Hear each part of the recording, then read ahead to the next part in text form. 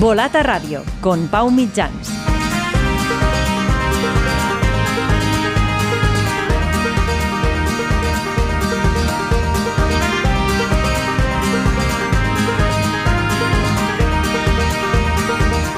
Hola, ¿qué tal? Bienvenidos a Volat a Radio, tu podcast de cultura ciclista. Un podcast con el apoyo de Bicycle, la plataforma líder de bicicletas de segunda mano. Más información en bicycle.com.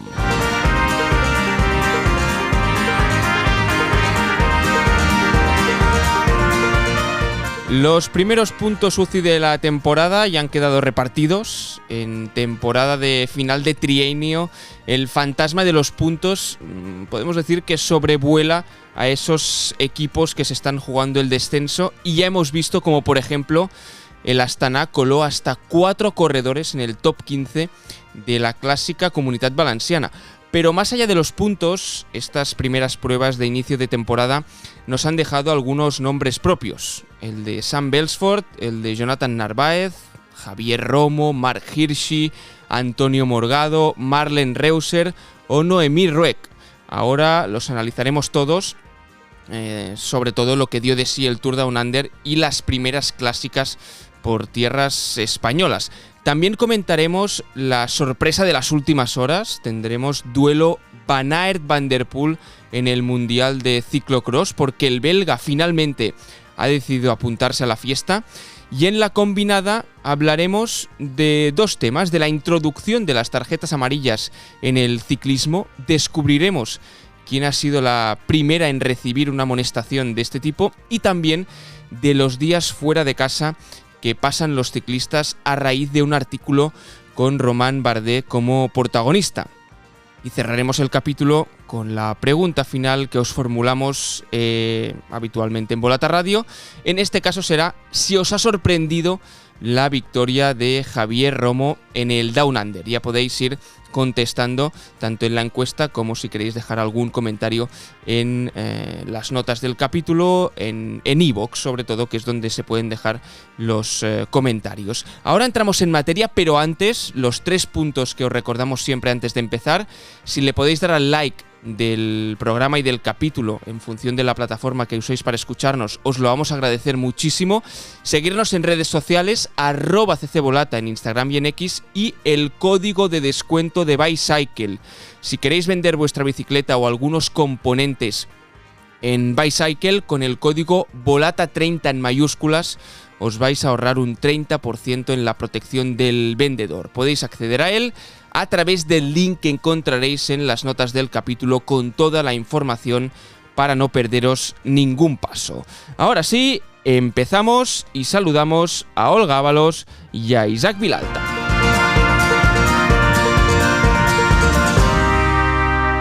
Questa edizione si decide alla volata. In una volata c'è anche... Olga, Isaac, ¿qué tal? ¿Cómo va todo? Hola, Pau, ¿qué tal? Bien. Muy bien. Encantada de estar aquí otra vez. Hoy grabando en martes, un poquito más tarde de lo habitual, pero bueno, tendremos el capítulo de rigor como toca, cada 2 semanas, los miércoles. Apuntaros en la agenda, porque cada 2 miércoles publicamos capítulo de Volat a Radio para los despistados que aún no sepan cuándo sale el programa. Isaac, ¿qué tal? ¿Cómo va?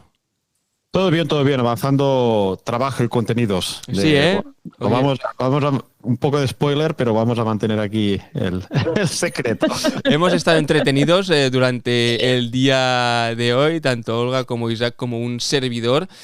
Próximamente vais a ver estos contenidos tanto en la revista como en el podcast, por lo tanto estar atentos a todos los canales para descubrir a los protagonistas que se esconden, ya sea en el podcast, en la revista o en lo que venga. En todo caso, ahora entraremos a analizarlo todo, pero como siempre os pido un titular antes de entrar en materia de lo que nos ha dejado, ¿no?, esta primera semana de competición ciclista, podríamos decir. Mira, yo voy a decir esperando el ciclismo, bueno, claro, es que ya está llegando, esperando que el ciclismo llegue a Europa, porque siempre miramos a Australia, ¿no? En este inicio de temporada ya está llegando, porque además el calendario femenino sí que se ha avanzado un poco, Sí. pero bueno, esperando que nos llegue el ciclismo. Olga. Pues difícil, ¿eh? Pero diría algo así como nuevas oportunidades, nuevos nombres, más o menos, por lo que las primeras victorias que estamos viendo estos inicios de temporada. Pues venga, vamos a entrar a analizarlo todo con lo que decía Olga, ¿eh? Nuevas victorias, nuevos nombres. Ahora os diremos de qué nombres se tratan, que ya os lo decíamos en la entradilla. 3. Actualidad.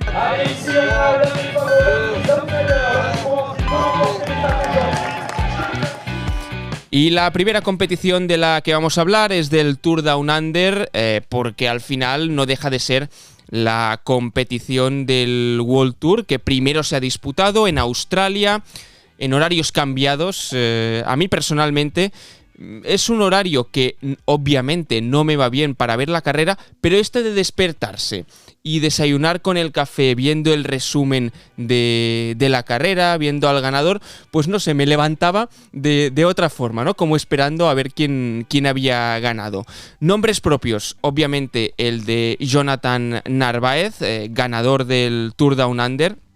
Un Jonathan Narváez que estrena equipo, el UAE de Tadej Pogačar, y un Jonathan Narváez, un ecuatoriano, que no solo ganó la general, sino que también ganó una de las etapas.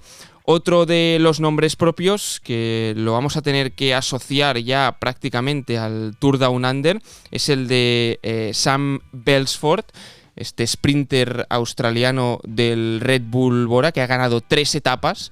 Por lo tanto, ya se aproxima, ¿no? a las 8 etapas que consiguió, por ejemplo, Richie Porte. Después hay otros ciclistas que consiguieron muchas más. Pero en todo caso se está haciendo un nombre, ¿no?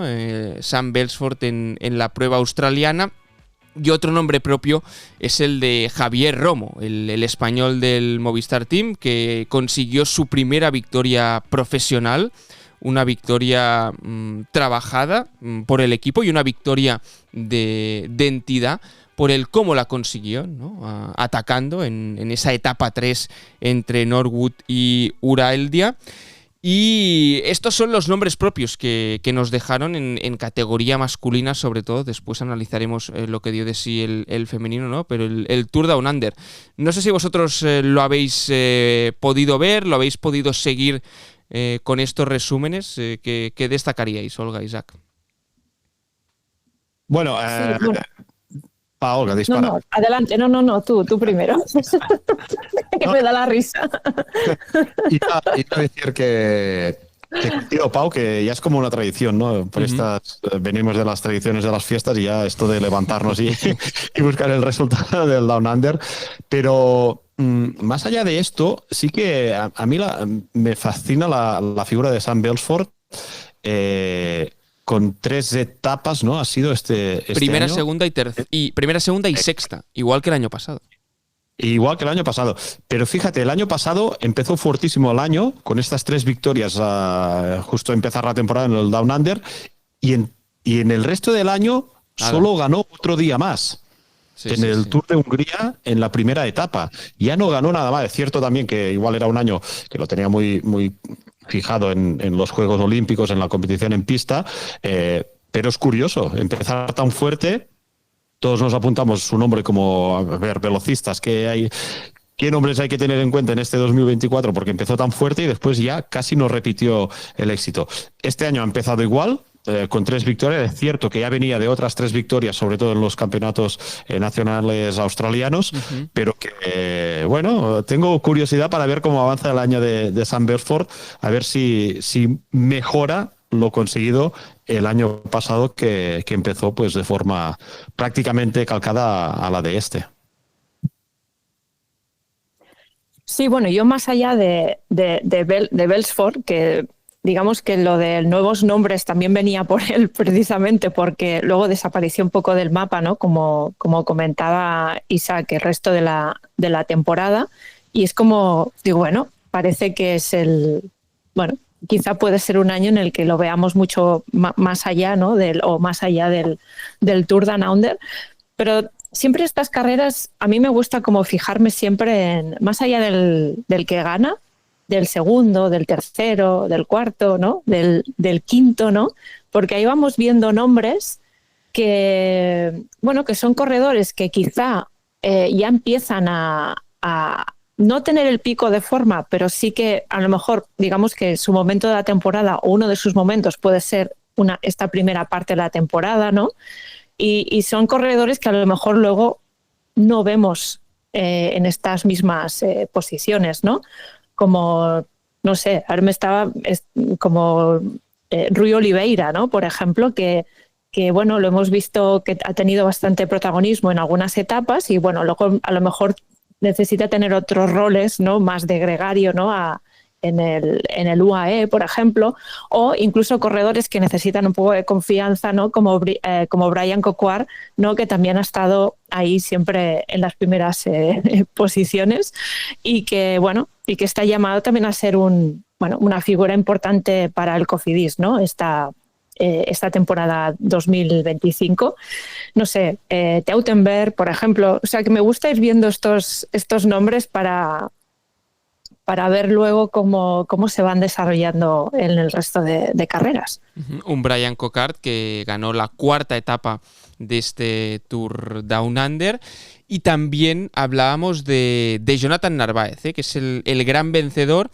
Hablaba Olga de los segundos o de los ciclistas, ¿no? que se dejan ver, y uno de los que se ha dejado ver y de qué manera es Jonathan Narváez, un corredor que el año pasado ya demostró de lo que es capaz en el Giro de Italia, siendo, no sé si uno de los dos que pudo batir a Pogačar cuando realmente Pogačar quería ganar la etapa.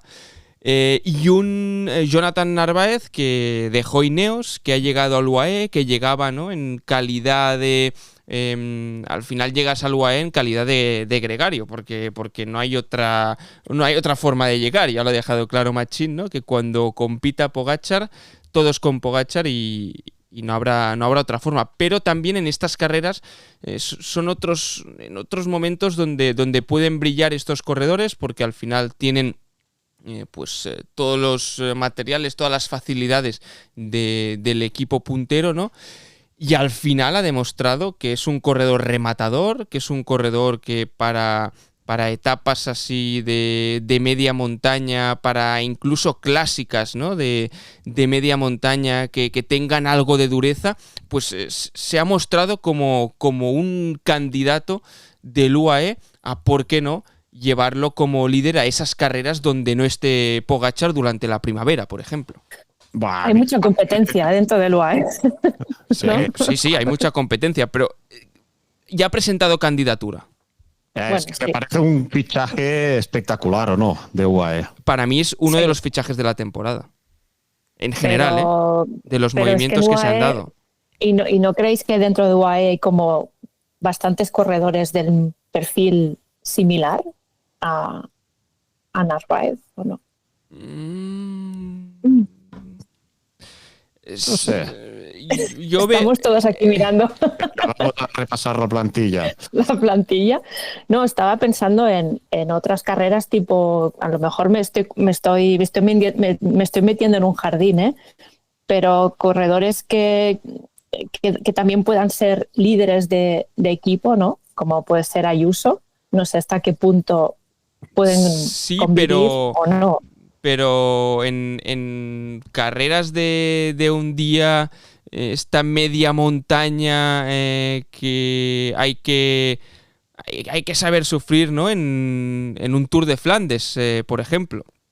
Que en el Tour de Flandes va a estar Pogačar, ¿eh? Ya lo sabemos todos. Pero... Yo estoy bastante con Pau, ¿eh? Estoy bastante con Pau.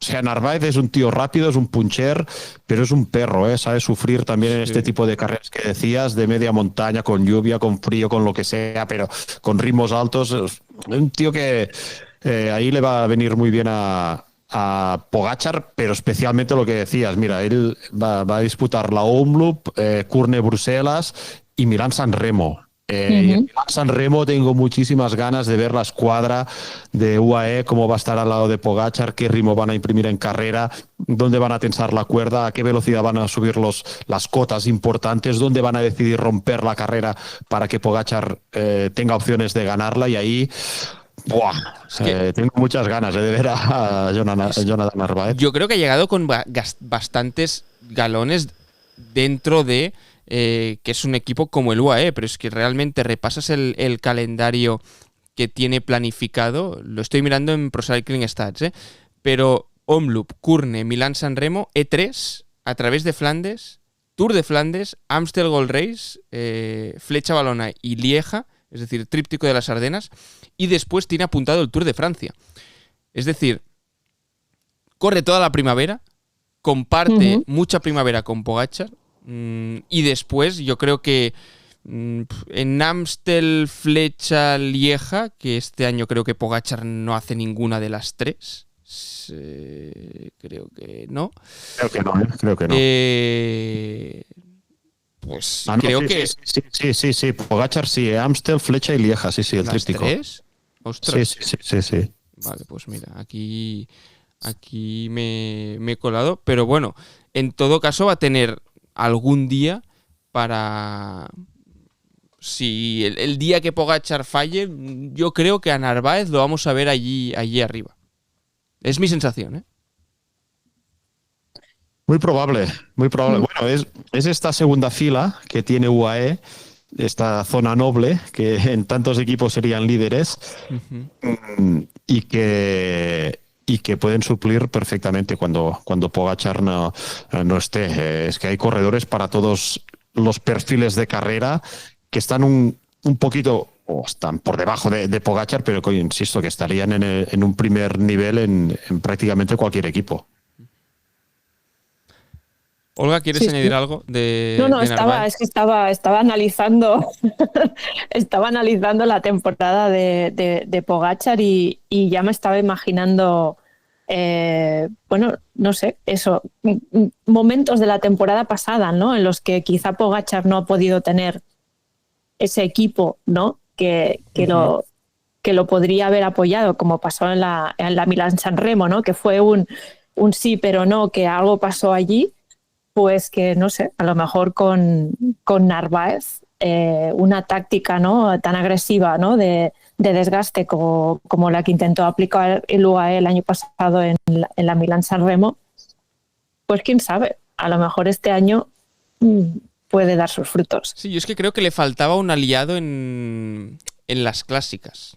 Es decir, al final, repasando ahora, sobre todo la plantilla del UAE, pues tienes a los Almeida, Ayuso, incluso Pavel Sivakov, que hizo un final de temporada espectacular el año pasado, Marc Soler, Jay Vine, Adam Yates, que los veo mucho, son grandes nombres, pero los ves, Rafa Almaica, para grandes vueltas sobre todo, ¿no? O para carreras de una semana, pero para carreras de un día, pues sí, tienes a Nils Politt, tienes a Isaac del Toro incluso, ¿no?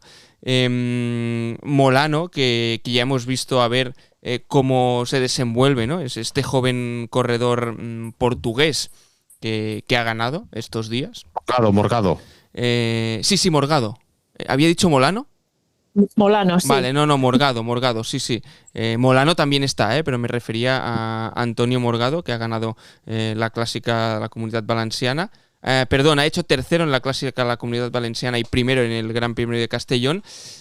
Pues no sé, creo que, ya te digo, Narváez creo que va a dar que hablar este año en el UAE. Es un presentimiento. Bueno, y para ir un poquito más allá, sí, porque claro, en estas carreras de un día a veces Pogačar nos sorprende atacando a, no sé, 40, 50... 80. 80 kilómetros. O sea que también, no sé, a lo mejor teniendo más equipo cambia la táctica. ¿Podría ser? Veremos si cambia o no. Lo que está claro es que este año también tendrá el Bora, que se lo pondrá muy difícil, el Bora de Sam Belsford. Estará...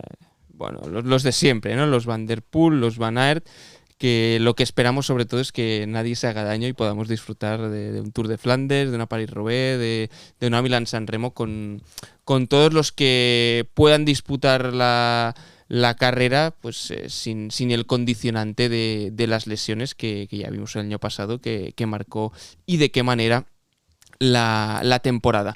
Del Tour Down Under también queríamos destacar la figura de Javier Romo. Después os preguntaremos por Javier Romo, pero el Movistar tiene aquí a un corredor para pulir, a un corredor que el año pasado ya dejó destellos de su calidad, pero que no llegó a explotar, y a un ciclista que proviene del triatlón, un ciclista que pasó antes por el Astana y que al final, nadie quizás contaba con él, y Movistar se ha encontrado aquí con algo a tener muy en cuenta, que de hecho, mira, Xavi Llobet nos comentaba, ¿no?, que fue un excelente triatleta internacional y que pasó del campo amateur al Astana directamente, ¿no? Por lo tanto, otra forma de llegar al World Tour. Pero aquí, lo que decía, que Movistar tiene aquí a un corredor que, si le sabe sacar su rendimiento y el potencial que tiene donde puede lucir, y no quizás siendo el gregario de grandes vueltas y no acabando de conseguir victorias, creo que aquí tiene un corredor interesante, al menos a tener en cuenta esta temporada. Sí, además es un caso de esos corredores, bueno, tiene 26 años, no sería un corredor muy joven, y más teniendo en cuenta cómo pasan ahora los corredores, pero hablando desde el punto de vista ciclista, sí que es joven, ¿no? Porque, como decías, por su trayectoria, su origen en el triatlón, está repasando temporadas ciclistas completas. Es que la 22 es que sí que disputó Volta, disputó Dauphiné, pero carreras de primer nivel ya casi nada más. La 23 sí que ya estuvo en más carreras de renombre importantes, la 24 también, pero que es un ciclista muy joven en este sentido, con poca... Y esto me recuerda a veces a casos como el de David de la Cruz, por ejemplo, que se pasó del atletismo a ciclismo ya también, tampoco era muy joven. Son ciclistas de una edad, pero con un cuerpo ciclista mucho más joven. Y aquí se suma la experiencia o madurez mental con el físico más joven como ciclista. Y son casos interesantes, porque además lo comentamos a veces en el chat. Yo siempre os comento que tiene una planta Javier Romo que es para enamorarse al verlo encima de la bicicleta. Sí, correcto. Mide casi 1,90 m, creo. O sea, que es como muy alto, y además así como muy... como se diría normalmente los ciclistas, ¿no? Quizá todavía tiene que hacer esta transición, ¿no?, a cuerpo de ciclista, porque tiene unas espaldas todavía, ¿no?, del background triatleta, ¿no? Y supongo que con el tiempo también irá cogiendo también la confianza, ¿no?, que se le tiene que dar a un corredor que ha demostrado que sí, sobre todo en la etapa que ganó en el Tour Down Under, que si le das ese punto de libertad, ¿no?, para que él pueda explorar su propio instinto, pueden pasar cosas, ¿no? Y creo también eso, que lo que decías tú, Pau, que si Movistar le da las carreras adecuadas, ¿no?, para que pueda ir desarrollando este instinto ciclista que quizá todavía le falta por alimentar y que vaya creciendo, pues mira, puede darnos bastantes alegrías.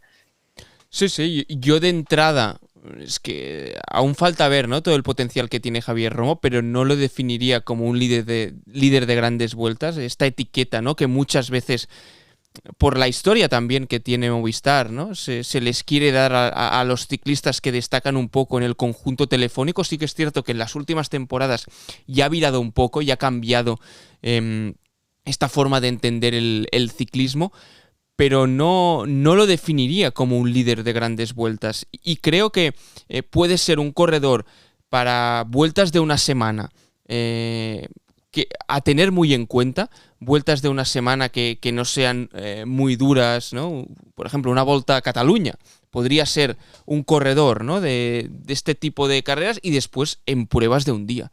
En pruebas de un día que pueda brillar y que pueda demostrar este instinto que tiene, porque realmente la victoria en el Tour Down Under es instintiva totalmente, de salto por delante, me escapo en los últimos 5 kilómetros, mantengo la distancia y mantengo el pulso con los de detrás, y aquí me muevo en perfección de condiciones. Y recuerdo leer una de las crónicas que llegaban desde Australia, que creo que ese día fallaron los pinganillos, fallaron las radios, porque era una zona donde había muy poca cobertura y que por lo tanto muchos ciclistas no podían recibir las órdenes desde el coche, incluso el propio Javier Romo, ¿no?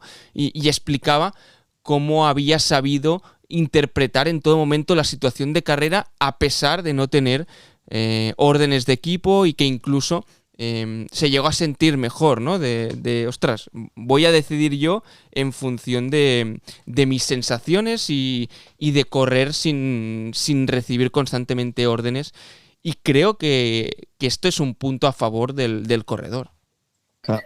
A mí me gusta muchísimo cuando vemos corredores, pero no pasa casi nunca, cuando vemos corredores que todavía no se han definido y los vamos descubriendo. Claro, no pasa porque el proceso lógico es que ya vienen de categorías base, pasen más jóvenes o más veteranos a profesionales, pero ya llevan un background, una experiencia ciclista.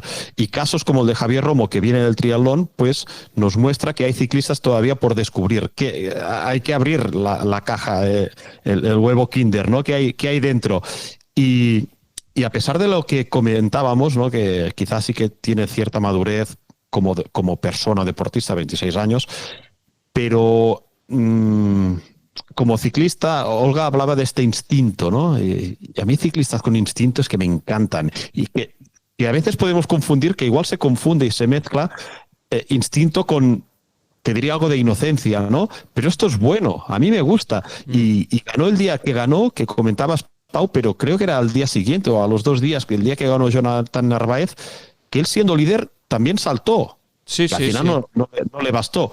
Pero, hostia, estos tíos, cuando está todo tan calculado, que prueben esto, a mí dame no sé cuántos de estos a lo largo del año, ¿eh?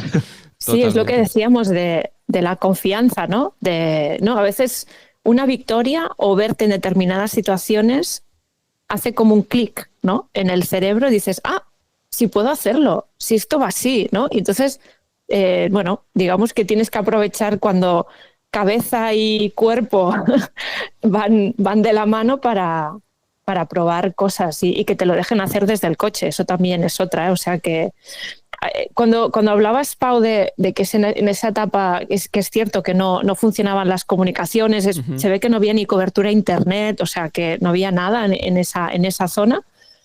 Me recordaba cuando a veces hablas con algunos ciclistas sobre el uso de los pinganillos, ¿no? De qué significa, ¿no? Correr, yo qué sé, en unos Juegos Olímpicos, o qué significa correr en otra carrera donde sí hay pinganillos, ¿no?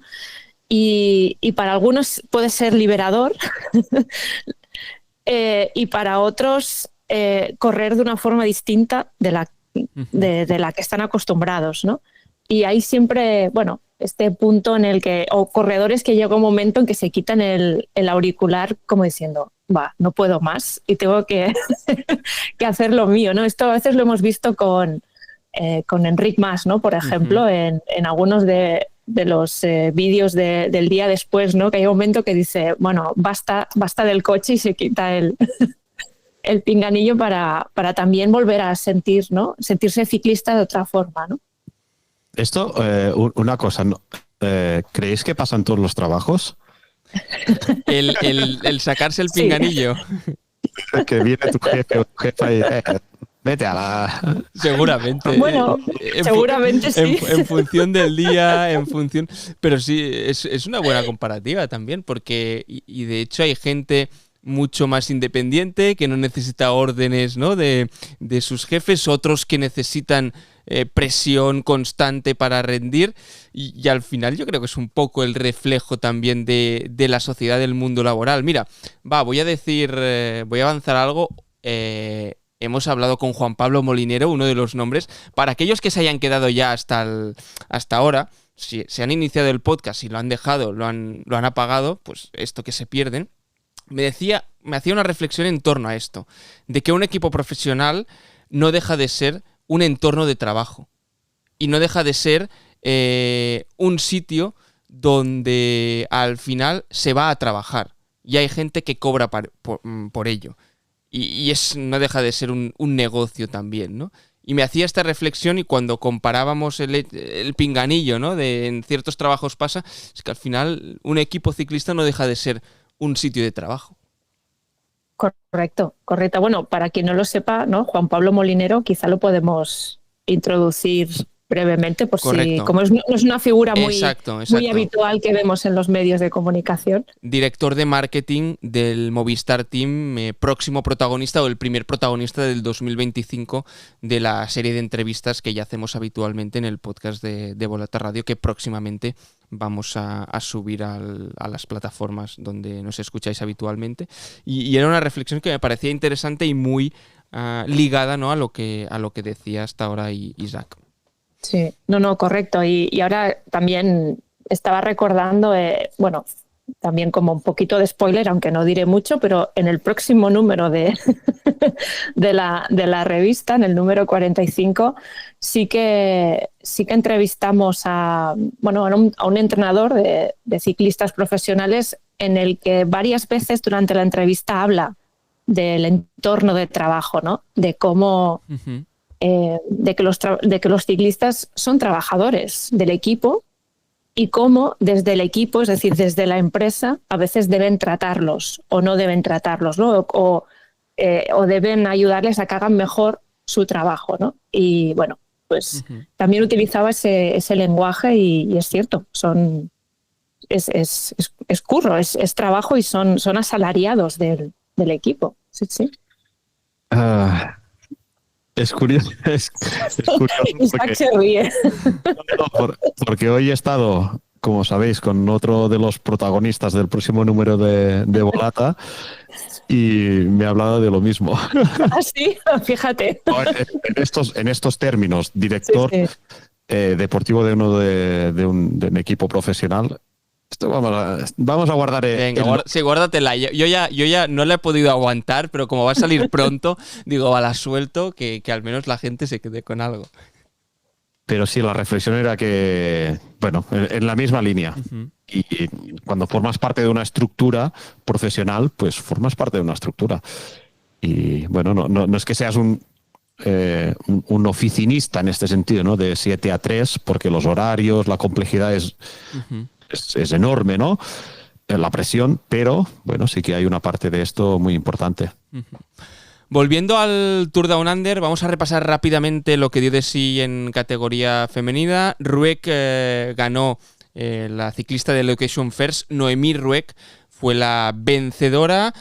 Silke Smulders fue la que acabó segunda, y después destacar también el nombre de Chloe Digert, que ganó la última etapa, una de las corredoras de más presencia, ¿no?, que tenía en este Tour Down Under. No había una nómina de corredoras, de las principales corredoras del World Tour, pero en todo caso esta ciclista del Education First, EF Education Oatly, vamos a decirlo bien, Noemí Rueck, la suiza que se llevó la general, de la que queremos hablar, y me va muy bien para enlazar, de otra corredora suiza, para ya empezar a hablar de las otras competiciones que se han disputado estos días, es de Marlen Reusser.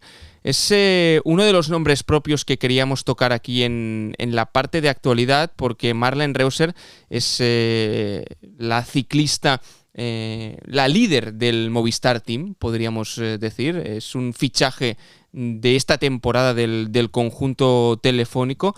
Proviene del SD Worx y ganó el Trofeo Palma, la segunda prueba de la Challenge Mallorca femenina. Ganó al sprint, un sprint en subida a 2 con Mavi García, fue un mano a mano.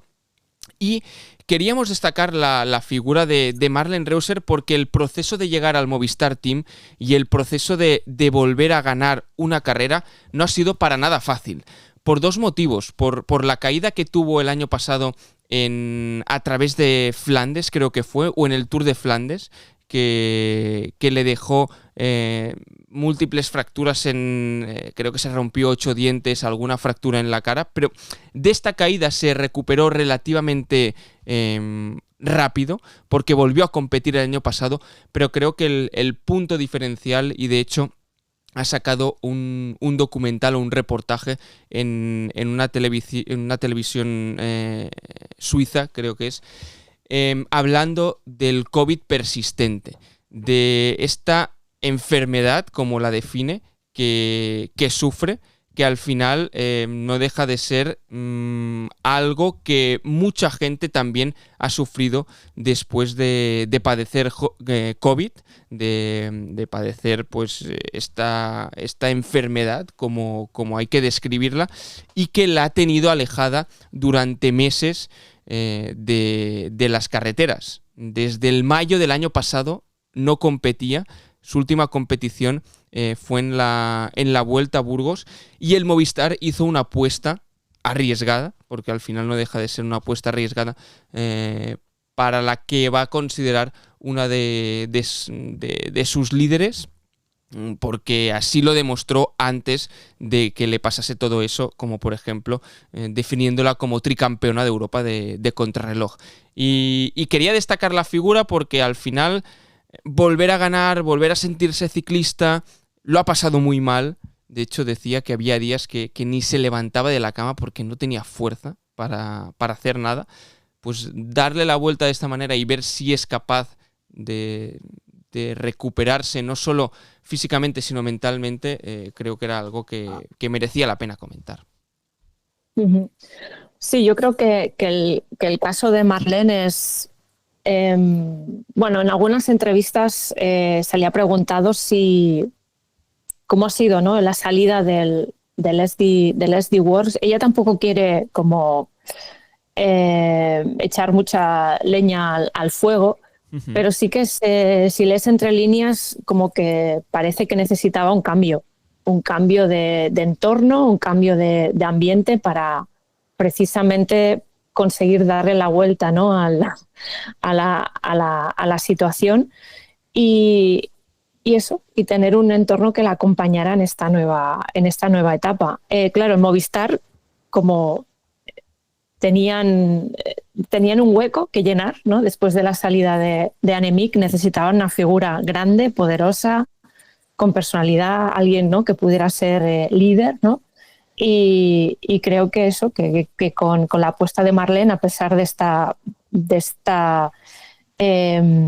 este riesgo, ¿no?, a nivel de salud, bueno, pues creo que ha sido muy, muy interesante, y esto hace que también Movistar pase como, ¿no?, a un siguiente eslabón, en el sentido de que es un equipo aún más internacional, ¿no?, de lo que era antes, ¿no? Se han retirado algunas corredoras, ¿no?, como Lourdes Oyarbide, por ejemplo, ¿no? O sea que cada vez, ¿no?, es como un equipo más internacional que no ADN español o navarro, ¿no?, que es el origen, ¿no?, del Movistar.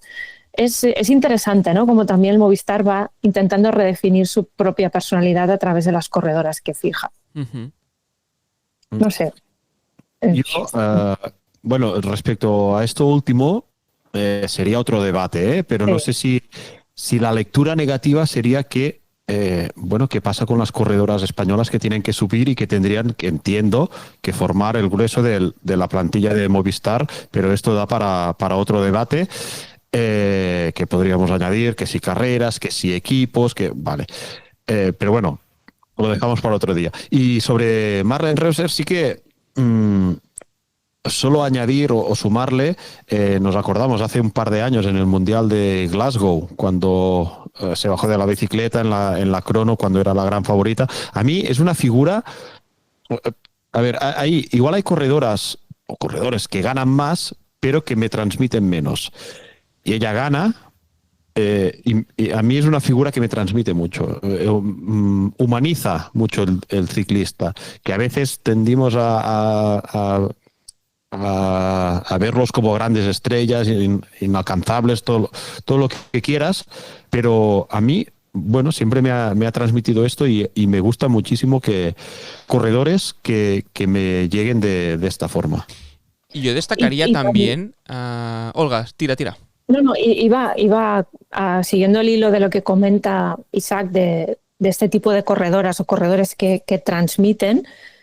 Me estaba acordando en el Tour femenino, no del año pasado, sino el anterior, de la segunda edición de esta nueva versión, ¿no? del Tour femenino, que bueno, digamos que fue un tour donde Leslie Wurst tuvo bastante protagonismo y ahí podías ver, ¿no? también a Marlene Reusser fuera de la bicicleta, es decir, cómo se comportaba, ¿no? con el resto de compañeras, cómo incluso entraba en la sala de prensa, ¿no? para apoyar a otras compañeras o estaba por allí y veías que era una persona bastante expansiva, en el sentido que le gustaba hacer, o sea, crear buen ambiente en el equipo, habla mucho, hace bromas constantemente, es quizá en algún momento demasiado, pero bueno, esto ya es opinión mía, pero sí que es alguien que está ahí, ¿no? Que está siempre como muy, muy presente. Y esto es interesante también como perfil, ¿no? de ciclista. Yo quería destacar también el otro punto de vista, la otra visión, el hecho de que el Movistar también haya apostado por una ciclista teniendo en cuenta el historial, ¿no? Creo que es una apuesta arriesgada, pero es una apuesta valiente también, en el sentido de, ostras, sé lo que ha hecho Marlene Reusser antes de este COVID persistente, antes de lo que le pasó la temporada pasada, pero a pesar de esto, yo estaba interesado. De hecho, Sebastián Unzué lo ha declarado alguna vez, ¿no? Que ya tenían interés por la ciclista desde hace algunos años, que no es nuevo el interés, sobre todo desde la marcha de Annemiek van Vleuten, y que ahora les interesa y que son optimistas, que quieren y creen que todo va a ir bien. Son declaraciones que hacía Sebas Unzué a relevo. Y para mí también es una decisión arriesgada, pero de aplaudir de alguna forma, ¿no? De decir, ostras, vamos a darle una segunda oportunidad. Después, la situación es la que es y aquí seguramente se benefician todas las partes, ¿no? Pero podrían haber tirado por otra ciclista que no presentase de entrada tantas dudas, ¿no? Y aquí es lanzar también, bueno, una lanza a favor del equipo español para darle esta segunda oportunidad o esta segunda vida a la corredora suiza. Sí, totalmente de acuerdo. Pues si estáis de acuerdo, vamos a pasar al siguiente tema, porque ¿para qué debatir sobre algo en lo que estamos de acuerdo? El siguiente tópico, el siguiente tema que queríamos abordar aquí es el de Wout van Aert. ¿Por qué Wout van Aert? Bueno, y estamos de acuerdo, ya podemos pasar al siguiente. Estamos todos de acuerdo. La respuesta es sí a todo. Sí a todo. Queríamos repasar algún nombre más, ¿no? De los que habían ganado estos días, que si Morgado, que si Mark Hirschi, que si... Pero creo que Wout van Aert merece un capítulo aparte y si no esto se nos va a alargar mucho. ¿Os gusta que vaya al Mundial de Ciclocross o ya sois de los que pensáis, hostia, es que vaya al Mundial de Ciclocross, esto quiere decir que en carretera a ver qué hará este año? No, o sea, que sí, que a mí me gusta, ¿Te gusta, que vaya. ¿Te gusta? Sí. ¿Cómo no nos va a gustar? que vaya al Mundial. A mí me encanta también, ¿eh? A mí... Pero Otra cosa es que, no, otra cosa es que pensemos que sea favorito o que pueda ganar. Pero yo Van Aert me lo llevo a cenar. Siempre, sí, claro, siempre. Y podemos discutir si su calendario es acertado o no, porque los resultados los últimos 2-3 años no son tan buenos como podríamos esperar de alguien de su calidad. Pero claro que sí, es que... Pero ¿sabéis lo que hablábamos, ya lo voy a decir bien, hasta hace un momento, de esta intuición, de este... Me parece que esta sorpresa de Van Aert, porque nadie se la esperaba, es un poco de... Bueno, me siento bien, ¿por qué no? La intuición me dice, la nariz me dice que puede hacer un buen papel. Obviamente el favorito número 1 es Van der Poel, y Van der Poel va a ir a ganar, porque al final igualar a Eric de Vlaming con 7 campeonatos del mundo creo que es algo que tiene entre ceja y ceja, Mathieu.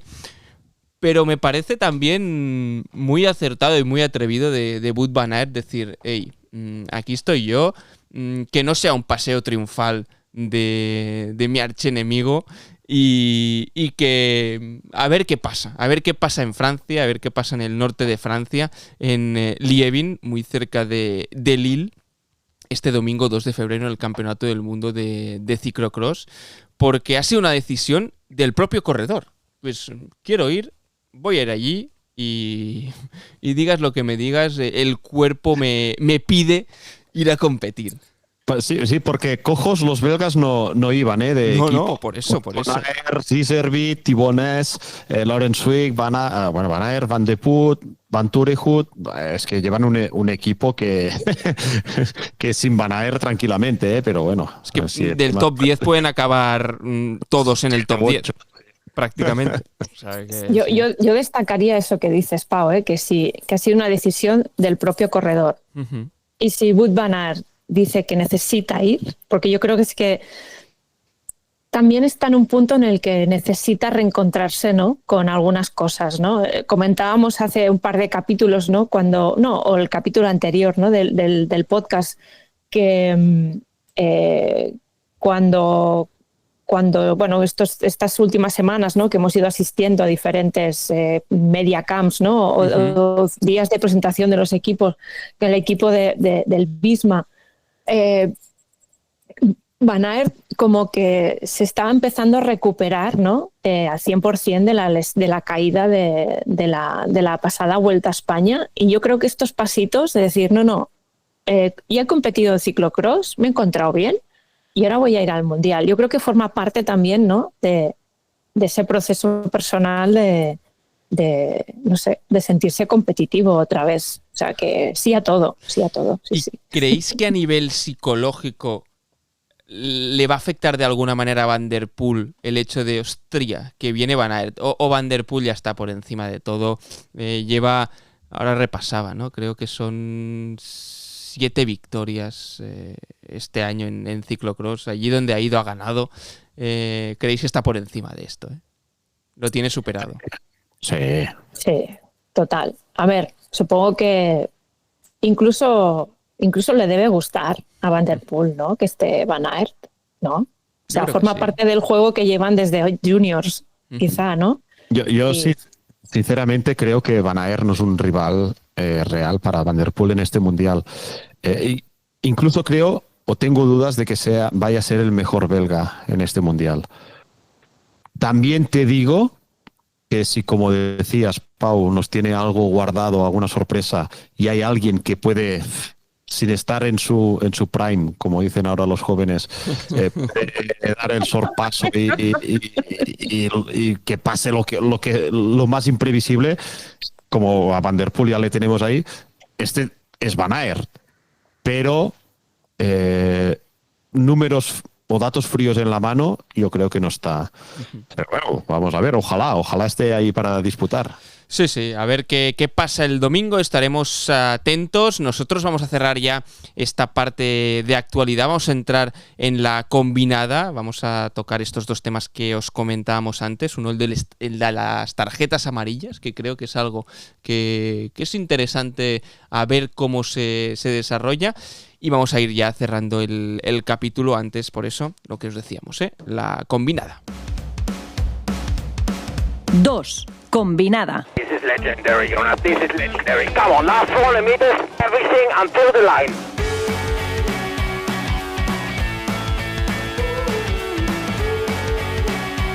Venga, Territorio Combinada, este espacio donde hablamos de temáticas que no son estrictamente de actualidad, de curiosidades, de tweets, de documentales. Es un poco un cajón donde incluimos otra forma de analizar temáticas relacionadas con el ciclismo que nos gusta destacar. Recordad por eso que Volata Radio es un podcast que cuenta con el apoyo de Bicycle, la plataforma líder de bicicletas de segunda mano, y que toda la información la vais a encontrar en bicycle.com y también en las notas del capítulo si queréis vender vuestra bicicleta o algunos de los componentes. Vamos a las tarjetas amarillas, que es una de las nuevas medidas de la UCI para esta temporada. Es seguramente la más llamativa porque también pues, hay la restricción en el uso de auriculares. Precisamente hoy que hablábamos de los pinganillos, también la modificación de la regla de los 3 kilómetros, que se permitirá extender esta zona hasta un máximo de 5 kilómetros. También se habla, ¿no?, de la simplificación del cálculo de diferencias de tiempo en los distintos grupos en las etapas al sprint, pero el más llamativo es el de las tarjetas amarillas, porque al final es algo a lo que estábamos muy acostumbrados en otros deportes, pero en el ciclismo esto de ver tarjetas amarillas y de conllevar suspensiones, pues no sé, es algo que de entrada llama la atención, y que el primer personaje que se ha llevado, la primera persona que se ha llevado una tarjeta amarilla, esta amonestación, es ni más ni menos que la austríaca Anna Badegruber, de 28 años, que es directora deportiva del equipo noruego 1X, y eso, se convirtió en la primera sancionada durante la segunda etapa del Tour Down Under femenino, pues ella que pasará los libros de historia por ser la primera que se llevó este tipo de amonestación. ¿Qué os parecen esto de las tarjetas amarillas? No sé si es algo que creéis que en 2 temporadas va a desaparecer o que ha llegado para quedarse. Buah, Isaac se está escondiendo detrás del micro. Lo estoy viendo. Es que no lo sé, es que yo tampoco lo sé. El terreno este UCI reglamento siempre me da una pereza. No sé, ya veremos. ¿No? En principio, las modificaciones de reglamento siempre son para mejorar, ¿no? Para avanzar, y generalmente son así. Después hay algunas decisiones absurdas. No, en principio, bueno, veremos cómo se aplica. Bueno, vamos a darle un voto de confianza y me parece de entrada bien. Sí que a mí hay una cosa que que no sé si me molesta un poco, pero es que igual no había otra fórmula, o igual era muy complicado darle otro nombre, pero a mí esta similitud con el fútbol, siempre esta analogía con... Ya somos grandes, ¿no? Somos mayores para... Bueno, no sé, pero es igual, eso es un detalle. Aparte, no se muestran las tarjetas amarillas. Es decir, le llamamos tarjeta amarilla, pero no hay un comisario diciendo... Esto sería... Claro, no hay el motero con las tarjetas amarillas. Claro. Las tarjetas porque no se muestran. Claro, esto en carrera, imagínate, que hay el señor de la moto y el señor de las tarjetas. Bueno, el árbitro de carrera, ¿no? Realización televisiva, ahí tarjeta amarilla, ahí encima, con un bar, con una repetición, para darle un poco de espectáculo. Etapas largas y que no pasa nada. No mostrarlo. No, pero esto, fuera coña, esto sería esto nos educaría a todos un poco, ¿no? Yo creo que si le das esta vuelta, pues igual sería interesante, sería más espectacular, pero encima, pues ganaríamos algo de cultura ciclista, de conocer el reglamento. Entonces sí que sería, en ese sentido, positivo. Es que si no estas decisiones se nos escapan tanto. Sí, es que siempre me acuerdo, UCI y reglamento, siempre me viene a la cabeza las medidas de los calcetines, que ya es algo que han multado a no sé quién, no ves nada, te lo tienes que creer porque sí, es que es algo... Tarjeta amarilla por los calcetines demasiado altos, ¿sabes? O algo así. Una cámara con el árbitro siguiéndolo, sacando la tarjeta amarilla y el otro intentando esconder los calcetines. Claro. Estaría bien, ¿no? Y además que, claro, o sea, si esto tiene que tener un trasvase televisivo, ¿no? Claro, tenemos que ver toda la etapa en directo. Bueno, es que ahí hay como muchas cosas, ¿no? Hay cosas que no veríamos en la televisión y nos enteraríamos después, ¿no? Sí, sí. No sé. O cosas que no se ven, cosas que no ven ni los árbitros, ¿no? Y que luego tienen que revisarlo. Bueno, es que no sé. Bueno, como la imagen de esta semana del Sticky Bottle de Juan P. López, ¿no? Que también recibió una sanción. Era el Tour Down Under, ¿no? Que creo que era. Es que el VAR ya existe en ciclismo. Claro. Pero es que no se le da esta lectura, no digo de espectáculo per se, pero bueno, yo creo que esto puede ayudar al espectador a aprender algo más, pero es que no, se traduce de una forma muy insípida, es que no vemos nada, no aprendemos nada.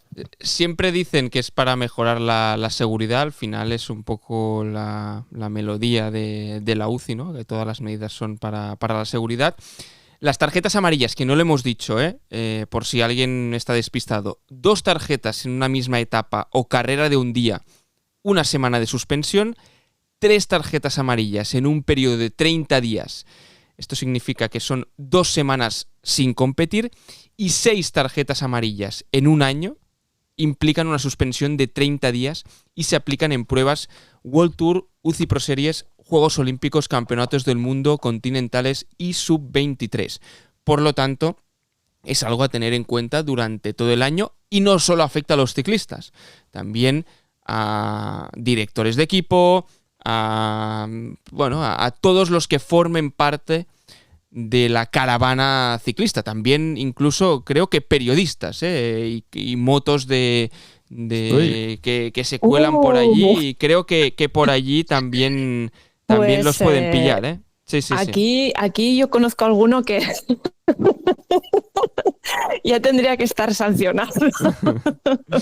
Sí, de hecho, motoristas, mecánicos, en las líneas periodistas. De meta hay bastantes codazos también en las líneas de meta. Bueno, no sé si eso sanciona o no, pero... los codazos creo que se llevan desde siempre y creo que aquí no va a haber ni tarjetas amarillas, ni rojas, ni naranjas. Al final creo que es parte gajes del oficio, que dirían, ¿no? Sí, esto tendría que haber llegado en la época en la que estaba José María García y José Ramón de la Morena, a ver si aplicaban las tarjetas amarillas en aquella época. Esto como todo en el ciclismo, el Tour manda. El Tour no tiene tarjetas amarillas, pero el Tour sí, a un periodista, digo, porque es nuestro terreno, y he visto actuaciones del Tour, no me meto si con razón o sin razón, sacando una tarjeta amarilla al periodista, pero sin tarjetas amarillas. No hay normativa de la UCI ni nada, que el Tour aquí manda. No, y aquí sí que es cierto, ya para cerrar este tema, que una tarjeta amarilla al final en un partido de fútbol donde hay 2.000 cámaras, es muy visual y al final todo el mundo ve la acción, pero en el ciclismo, al final, si tú quieres no decir que ha pasado algo, lo puedes hacer, porque sí, hay otros ojos, hay otros equipos, pero no todas las etapas de todas las vueltas las vemos por televisión, ni se enfoca todo el pelotón durante todo el tiempo, y seguramente no hay comisarios, hay muchos, pero en cada rincón, ¿no? Por lo tanto, sí que es cierto que es algo más permeable que no en otros deportes donde pasa en un recinto cerrado y allí todos los ojos ven lo que está pasando. Pero bueno, veremos cómo se implementan. Y el otro tema que queríamos comentar, así muy, muy rápido, pero que me pareció destacable, porque muchas veces no somos conscientes de lo que conlleva el ciclismo, y es que Romain Bardet dio una entrevista al L'Équipe el día 7 de enero, y uno de los destacados de esta entrevista decía: mi hijo me pidió que rodeara los días que estaré en casa. Y decía, desde hoy, 7 de enero, hasta el 15 de junio, serán 32 días. 32 días en casa. Y una cuenta que sigue el ciclismo habitualmente, ¿no? Uno de los periodistas, Renat Breban, creo que hacía el cálculo y era el 20% de los días que Romain Bardet estaría en casa.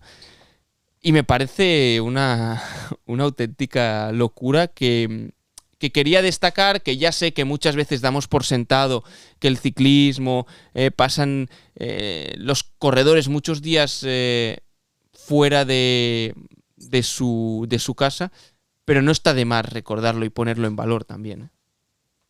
Mira, como curiosidad, esta semana estaba hablando con Benja Prades, que corre en Japón, Sí. en un equipo japonés, y le decía, hostia, esto de estar en Japón te pasarás un montón de tiempo sin pisar tu hogar, ¿no? Sin pasar por casa. Y me dice, hostia, es curioso porque mi hermano, Edu Prades, que está en Caja Rural, seguramente pasa más tiempo fuera de casa que yo. En mi caso, lo máximo es un mes fuera de casa. Yo he pensado, un mes fuera de casa. Es que ¿cómo te vas un mes fuera de casa?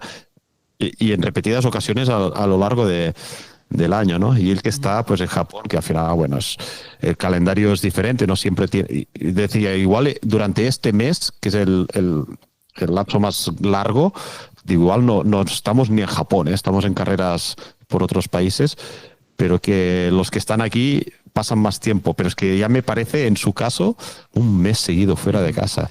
Y bueno, y en los World Tour es que entre concentraciones, competiciones, es que hablas con ciclistas que tienen hijos pequeños y es porque ahí sí que tomas una medida justa de lo que es realmente estar fuera de casa, ¿no? Totalmente. De hecho, destacar dos cosas. Un artículo muy recomendable en Volata que vamos a dejar en las notas del capítulo, que se llama Ciclismo, vida de nómadas, que creo que escribiste en su día, Olga, y es un artículo del 2020, creo, pero que tiene vigencia perfectamente en la actualidad. Y después, a raíz de lo que decías, Isaac, esta semana veía, creo que era porque al final Carlos Verona, ¿no?, que le gusta mostrar mucho en sus redes sociales pues su día a día, su vida familiar.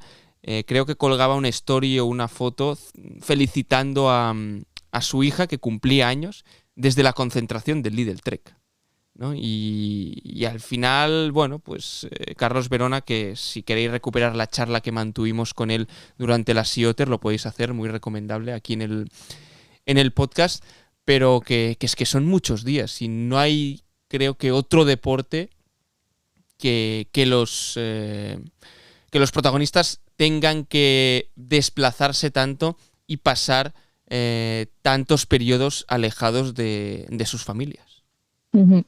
Estaba pensando en otros deportes como, no sé, el motociclismo quizá, o la Fórmula 1, pero Sí, a lo mejor no tanto, ¿no? Pero sobre todo cuando hacen las giras asiáticas, que entonces ya se quedan allí durante un largo periodo de tiempo. Pero a mí lo del ciclismo es que, para mí, el factor diferencial son las concentraciones. Que es que además de tener que viajar por todo el mundo, porque hay pruebas en todo el mundo, ahora en Australia, después se van a Canadá a final de temporada en el World Tour, si eres un ciclista World Tour, si además tienes que hacer calendarios alternativos, ¿no? Pues por Asia, pero es que aparte son los días de concentración en altura. Y cuando sumas concentración más gran vuelta de 3 semanas, Exacto. pues durante 2 meses, pues igual pasas 4 días en casa. Exacto. Sí, y además las carreras muchas veces, aunque sean de un día, son en fin de semana, muchas de ellas, Correcto. que son los días que, ¿no?, tu familia está en casa, ¿no? Correcto. Y podrías estar con ellos, ¿no? O sea, que supongo que todo va sumando, Sí, ¿no? sí. Pero bueno, cada vez vamos viendo como que también se va normalizando la presencia, ¿no?, de las familias, ¿no? En las carreras, en los podium, bueno, Incluso, no en el podium, incluso en pero las concentraciones. sí, En las concentraciones total, también sí. se está viendo, sobre todo los que tienen hijos pequeños y aún no están escolarizados o no tienen hijos, también se ve, ¿no? Por todo lo que se publica en redes sociales y a veces lo que podemos llegar a hablar con los ciclistas. Sí. Nada, era un dato que quería comentar, que me parecía interesante, que comentaba Romain Bardet, que por cierto va a ser su última media temporada, porque lo deja esta temporada justamente antes del Tour de Francia. Vamos a ir cerrando el capítulo y lo haremos como siempre con la pregunta final. 1. La pregunta. I'm gone. I'm dead.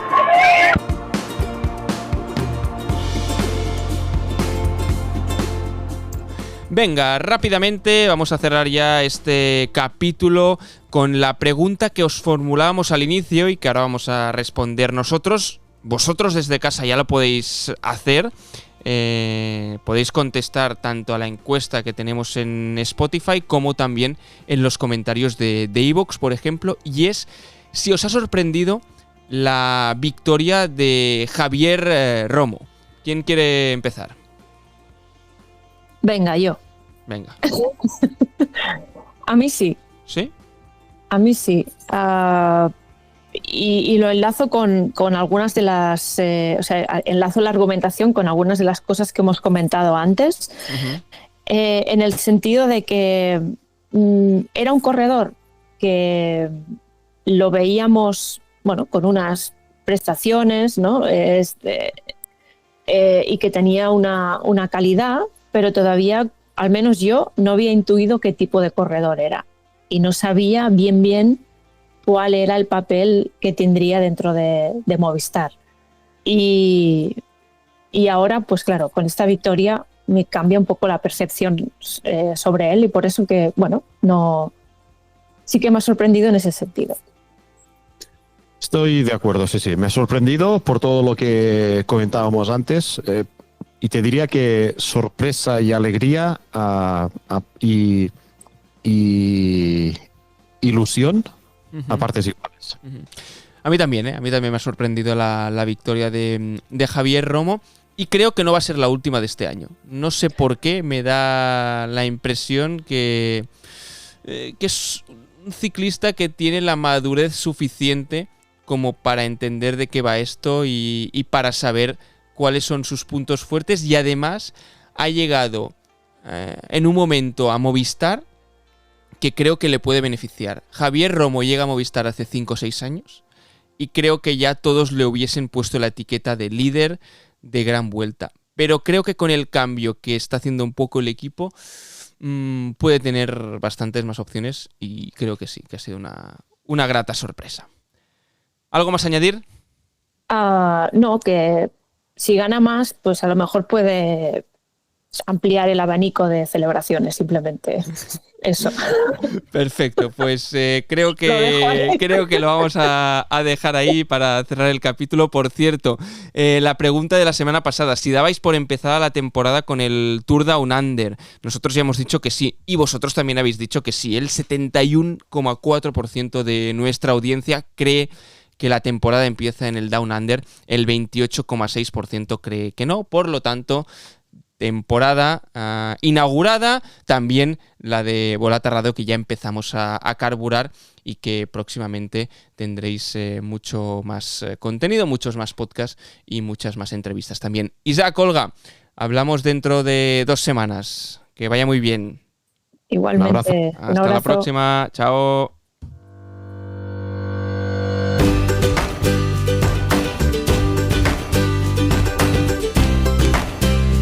Volata Z Radio, tu podcast de cultura ciclista.